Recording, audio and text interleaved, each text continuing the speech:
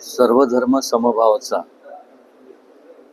आणि त्यास तो विचार जर कोणी दिला असेल तर छत्रपती शिवाजी महाराजांनी तो दिला.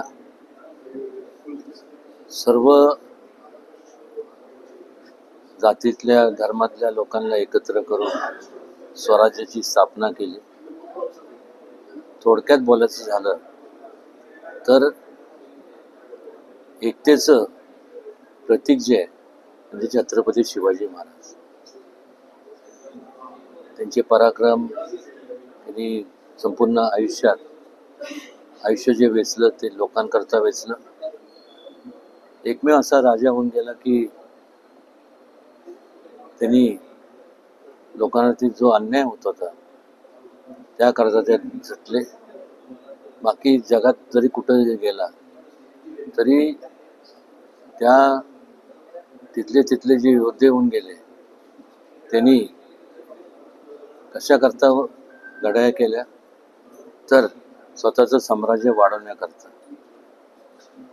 आणि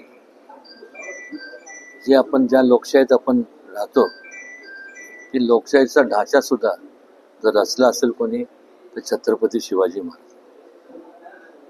एकतेचं प्रतीक, अखंडतेचं प्रतीक म्हणजे छत्रपती शिवाजी महाराज. आणि त्याच प्रकारे आज आमचे मित्र तनपुरे महाराज त्यांनी संपूर्ण आयुष्य संपूर्ण शिवाजी महाराजांच्या संपूर्ण वेगवेगळ्या ठिकाणी संपूर्ण महाराष्ट्रभर त्यांचे व्याख्यानं दिले. आणि तसंच आज त्यांनी हे सुंदर असं जे पुस्तक लिहिलं आहे शिवतंत्र. शिवतंत्रचं म्हणजे काय की यशाची जर आपल्याला वाटचाल करायची असेल तर हे पुस्तक आपण जरूर वाचावं. त्याच्यातनं लोकांनी बोध घ्यावा, खास करून तरुणांनी. म्हणजे एक चांगलं जीवन कसं जगता येईल, प्रगती कशी करता येईल यातनं खूप शिकायला मिळेल. हे मनापासून तनपुरे महाराजांना अत्यंत मित्र तर आहेतच पण त्या पलीकडे जाऊन त्यांचं जे मोठं योगदान आहे आपण सगळ्यांनी ते जरूर वाचावं अशी पर्सनल मी आपल्या सगळ्यांना सर्वांना पण मी विनंती करतो. आणि निश्चितपणे मला खात्री आहे की ह्याच्यातनं निश्चितपणे तरुणांना एक बूस्ट मिळेल, एक ऊर्जा मिळेल.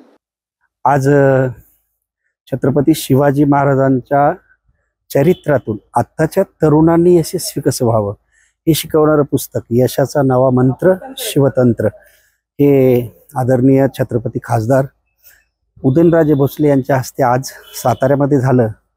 कारण या पुस्तकातून कुठलाही नवीन मुलगा कोणताही उद्योजक होऊ शकतो हे पुस्तक याच्यासाठी लिहिलं. पहिल्यांदा मी शिवाश्रमासाठी जगलो, अपंगासाठी. आता जे इथे अपंग आहेत त्यांच्यासाठी मी जगतोय. त्यामुळे त्याला डेडलाईन पण दिली मी की बरोबर 23 मार्च 2032 या दिवसापर्यंत कमीत कमी 20,000 उद्योजक मला घडवायचे.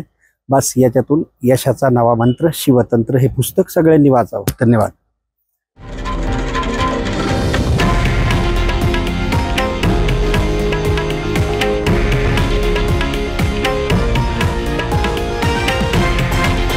हे आहे देशातील नंबर 1 न्यूज नेटवर्क आणि आपण पाहत आहात TV9 मराठी, एकमेव.